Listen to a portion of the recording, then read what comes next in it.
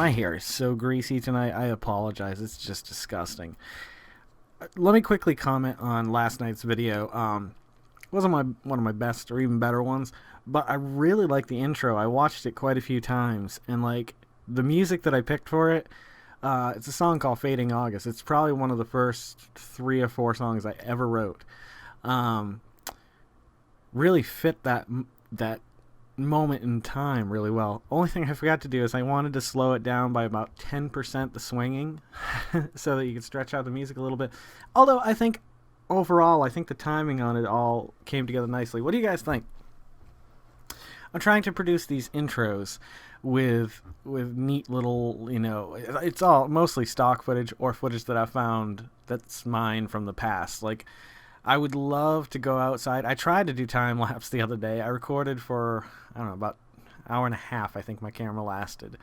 Out my back window, out my kitchen window is one of the most beautiful places, in my opinion, to watch the sunset. Like, it's bright and it hurts your eyes, but you can see it just go right down into the horizon.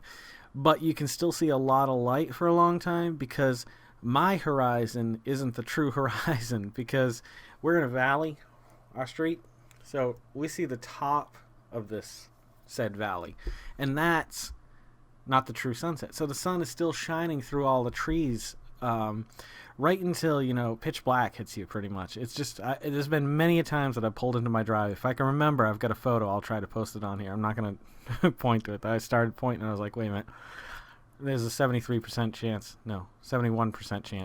that it's not going to make it up there. I try. I really do. But I've had a lot of fun learning the tools of Premiere and just how videos interact with each other and audio issues.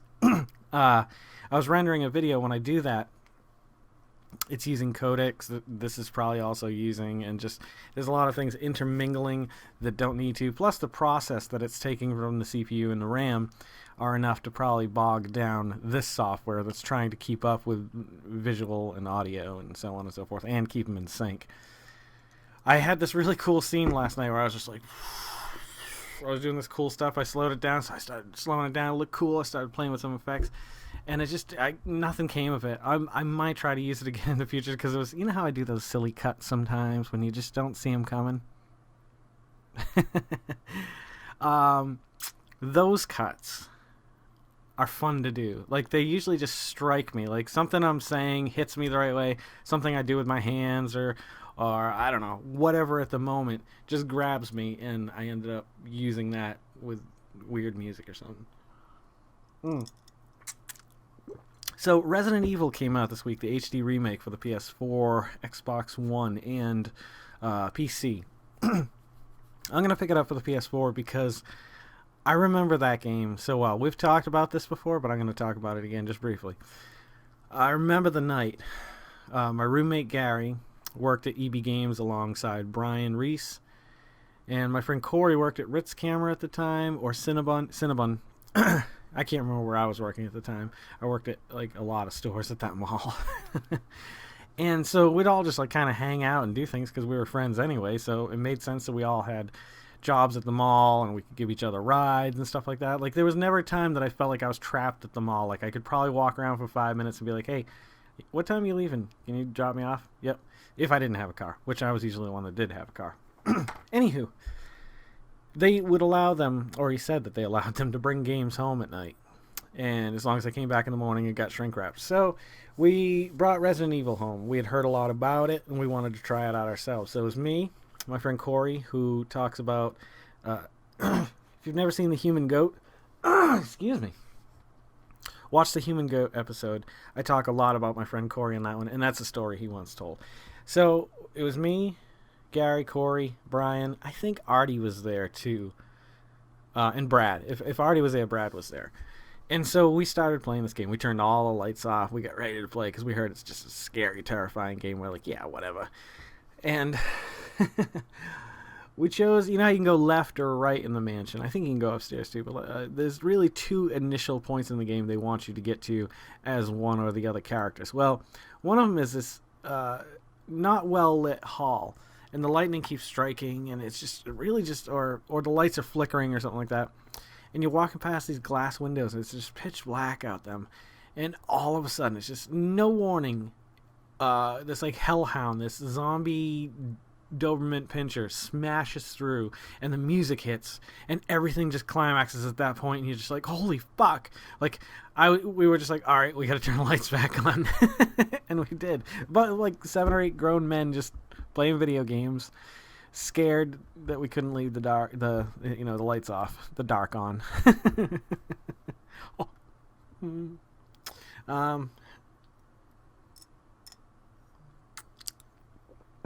So I want to experience that again.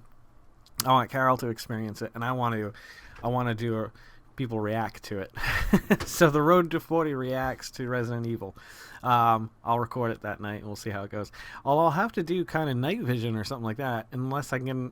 I don't want to turn a light on. I want it to be dark. I wanted to re-experience it with these beautiful new graphics and stuff.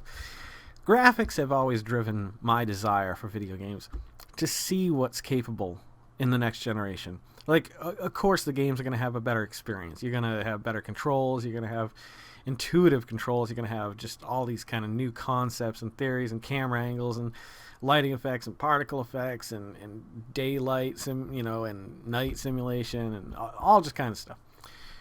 That's what I really like the most about, is seeing those new things, like the stuff that makes it prettier. Because really what it boils down to is, games consistently have, for the most part, a goal.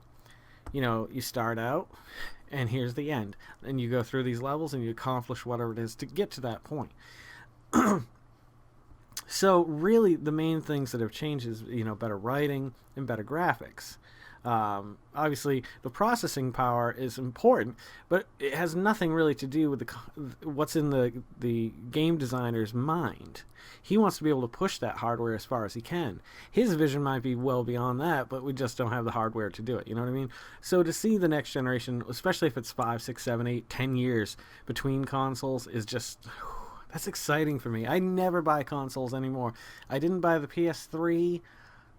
Well, I didn't buy the PS2. Somebody bought me a PS2. I did buy a PS1, but it wasn't anything at the time. Nobody knew anything. PS2, my friend Mike gave to me, which was really nice of him, for Christmas one year, with Armored Core, and I can't remember what the other game was. Nonetheless. So, I got that close to release, and then PlayStation 3. I got that probably a year after its release, maybe a year and a half. I remember just waiting, because I was like, well, I wanted to get a Blu-ray player, but I was like, if I'm going to invest the money to get a Blu-ray player, at the time they were probably about $200-300. I was just like, a PS3 is $300. I never probably would have got back into video gaming at all, because I used to love watching people play games that I couldn't play that well, and I loved playing the games that I could play that well. So I had, every generation I had at least one, if not all, of the systems that came out. As long as it wasn't those crazy, like 3DS or 3DO, whatever it was, that came out, those $700 or $800 at the time. It looked amazing, but whose parent was going to be like, oh yeah, I'll get that for my kid for Christmas? The goddamn shitty, spoiled kids. That's who get it. Unfortunately, I did not. I wasn't a shitty spoiled. I was just spoiled. With everything going on in the world, 3 stories really come to mind this week, which is really sad. Okay, so story number 1 is, of course, Deflategate, which I made fun of the other night, but it's just ridiculous. Like, even the opposing team that got the shit kicked out of them was just like, it doesn't matter. They destroyed us. It doesn't matter. Please, just... there's more important things to talk about, and that's my point. We focus on Deflategate all over the news. Now, this storm, mind you, that's hit New England, I have a lot of friends up there, so it makes me nervous for them. There's actually, driving bans out there. It's very rare in my time that they had driving bans on. I remember, being suggested, please do not go out if you do not need to. But this is you get off of the road, idiot, or it's your own fault. We're not going to come rescue you. We're not going to lose 3 more guys to rescue one moron that decided to drive in 3 feet of snow. In 1978, I was in Florida, so I missed the blizzard of 78.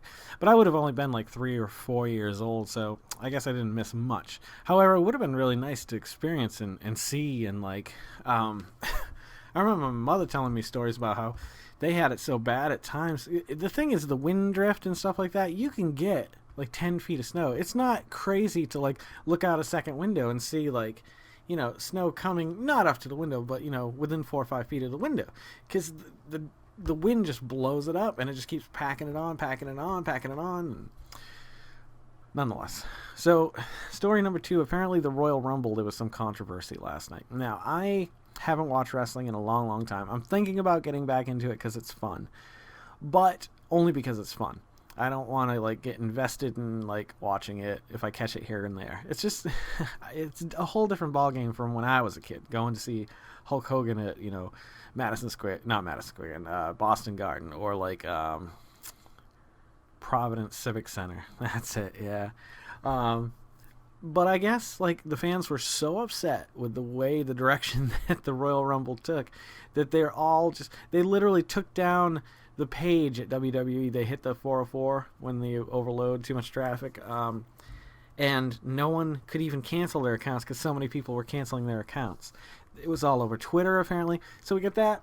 We got Deflategate. Now this is I watched a video about this. I'm not a huge fan of Crazy Puss. What's his name there? Alex Jones in InfoWars, but some stuff he does have on there makes a lot of sense. Like this guy who today was like, you're complaining about Deflategate, wrestling, and of course, I can't remember the name of it. Oh God, the Double Down Dog by KFC. It's not here in the United States, but we have done a variation of it where instead of having bread, they did a bacon, lettuce, tomato with 2 pieces of fried chicken, like chicken breasts, instead of bread. And now the new one is they wrap it around a hot dog so you don't get the hot dog bun, and they smother it in cheese. Now, here's the first thing I'm going to say. Don't judge me for a moment, okay? Give me a minute. I would love to try that. I love disgusting foods. Like most people would see something like that and should be appalled. I am appalled that it has been created. I am appalled that it exists. But you know what else I thought I appalled once and I learned to love? Was like McGriddles. Everything just pumped right into one sandwich. It's the salty, savory type thing. But should this thing exist? No. That's horrible. It's just unhealthy. Everything about it. Hot dogs. Hot dogs are the bottom of the barrel. I don't care if you're getting beef franks. I don't care if you're getting da-da-da-da. It's a fucking hot dog. You're eating just the shit that's left over. It might not be some bones that they pulled out or something like that. But what I'm saying is, like, hot dogs aren't the best of the best. I eat a hot dog every now and again. I love a hot dog on the grill. Should I? No. Well, I mean, I guess I should love them because I have a right to. Should I eat them? Probably not. For many reasons. So, those are the 3 things, the big things in the news over the last few days. There was the State of the Union where that one image kept replaying over and over again, which I loved. But, I mean, all this other stuff is continuous coverage. Why? Why, you must ask yourself. I don't really have the answer. I haven't figured out the puzzle completely myself. I know it's crazy, conspiracy, but obviously they show people, A, what they want to see, because it's all about ratings and getting more people to watch the commercials so they buy the products, because the products are paying the stations to air their products. So I'm not saying that there's a giant conspiracy. It's just advertisers want to make more money. So we see what we see because it's the most profitable to the advertisers. Makes sense, right? It's not crazy. That's not crazy talk. That makes all the sense in the world. That's factual. You can go look at different television shows and they don't, you can say fuck, shit, I almost said all of them, but they're just dirty. You can say whatever you want on TV at any time of the day ever. That's freedom of speech. Right now, if I wanted to broadcast a show and I had the money to buy a station, I can say whatever I want whenever I want on television. To a certain degree, you can't go out there and say things that are against the law or something that would incite a riot or something like that. But, that's freedom of speech. The reason why they don't is because of advertising. Coke doesn't want to advertise on a show that's telling you to go fuck your mother, which I had a client at, I think I told you about this once, my very first job, Pride, working with clients who had mental and physical disabilities. One of them, Joe, he used to hang out outside of Cumberland Farms in Middleborough, 24/7. I don't know why. I don't want to say they. I don't want to lump them all together, but people who do seem to have these problems with their mind, often there's this certain type of them that hang out in one place all the time, and you always see them there. I worked with some that rode the same bike on the same route day after day, said the same thing. Whoop, hey, whoop, hey, whoop, get over here. Joe? I think that was his name. No, Joe is the other guy. Wayne. He was nice, though. One day I was walking into work, and I said, "Hey, how you doing, you old taco?" Because he always used to call me an old taco. He looked at, I can't even remember her name right now. Becky, I think. No, it wasn't Becky. Whoever. I said, Kelly, he told me to go fuck my mother. I just looked over at Kelly like, I didn't say that. And she's like, I know. And so she's like, all right, Joe, I'll talk to him about it. But that's the kind of guy I was. So, I don't know where that went. Advertising, television, I don't know. I guess it doesn't matter. I talked about what I wanted to talk about tonight. We had a few laughs, I think. I looked online about just having somebody convert all those old high eights and DV. No, I don't remember what they are. VHSC. Man, stupid.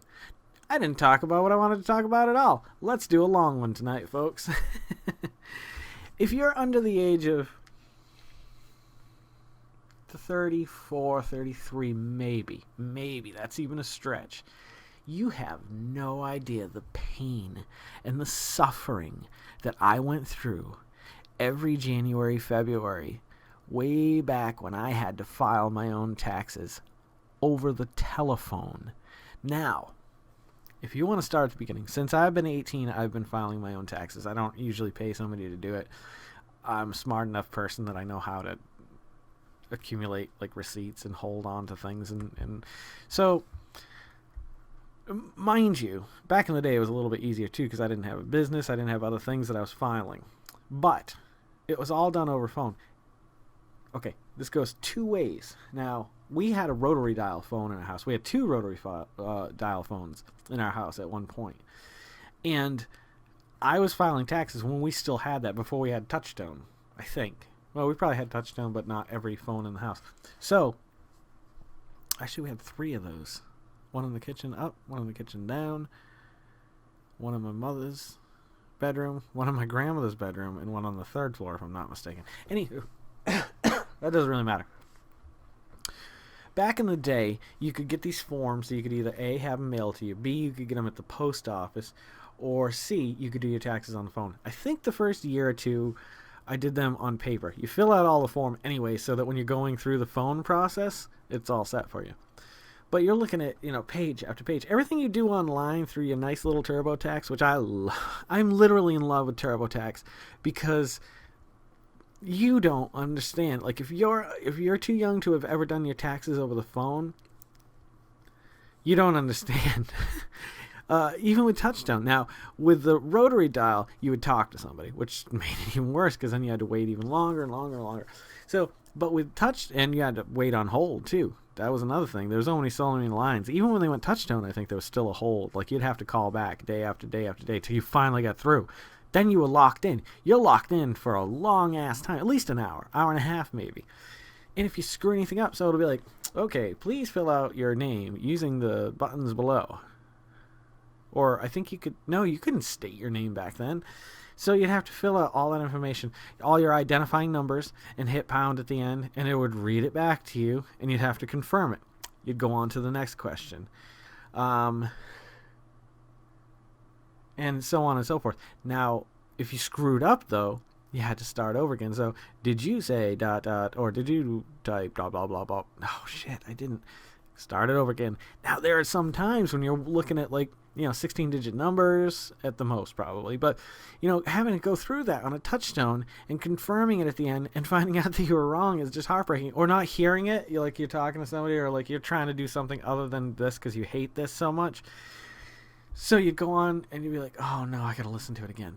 And sometimes it would happen again and again and again. That still happens to me with editing. Like, I'm trying to watch something or do something over here and I'm editing over here. So you'd go through this, 15, 20-page booklet answering all these questions. And, it doesn't matter how good you were at that phone, you were going to be there at least an hour. So that's one of the things that I really respect the internet and software developers for. To be able to just, it saves all my information year after year. I have been using TurboTax now. This isn't an advertisement for them. I'm sure there's other companies that do the same thing just as good. But I've been with them for so long, I end up not paying hardly anything. Actually, I write it off at the end of the year because $75 fee to file your taxes under a business is a write-off for the following year. So technically, I always break even every year. Hopefully, if I can get this idea in my head into a business, I can get downtown and start a business for the umbrella company that will handle the graphic arts, the tech support, the musicians, everything like that. I'll be able to write just about everything off as a business expense, as long as I can be profitable after about 3 years. That's really what it boils down to, because then they start going, wow, this guy is just taking and taking, not making any money, but he's buying shit every year. And I've never done that. The only time that I took any advantage of it is when I built my computer so that I could do my graphic design. So that is 100% right off there, or 80 or 90%. They don't give you all of it back, but they give you a lot back. So now I could not even begin to imagine having to do the touch tone phone and have a business. Like, you would have to go somebody. That's why businesses like, what was my point? Had to be successful, because doing your taxes back in the day was a very profitable job. Like, to be a tax person who could do that for somebody, like, you get paid good money for that. Like, I remember that being like almost up there with like lawyer and doctor and stuff like that. I remember that being a highly desired job, but that's one of those things that kind of went away all because of TurboTax. Sorry about that. I just really like my TurboTax.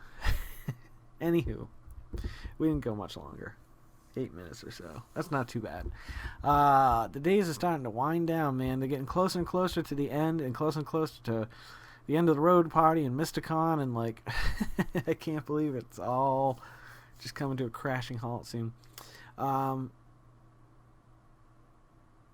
So on the horizon, we do have obviously a lot of things. We got this. I think the Reacts video will be fun. I think you guys will like that. You better. And all the other shows that we've got planned. So we'll get to them eventually. Sometime in March, we're going to start the alcohol show. And as soon as I can sit down with Nick and talk to him about how we want to handle the abandoned show, or as I like to call, ruin porn. That's right, folks. Ruin porn. That's the name of the new show. Abandoned, I think, as long as Nick agrees and his friend. But I can't think of a better title. My friend Ken, who I'll give props to right now, he deserves all the credit for that one. So I have at least one of the shows named, and I think it's going to be Top Shelf Bottom Barrel. I think it's a good title. There's no affiliation with writers in there, though, so I got to think about some way that I can kind of work that in there. I don't know. Maybe I'll just call it Hemingway's Top Shelf Bottom Barrel.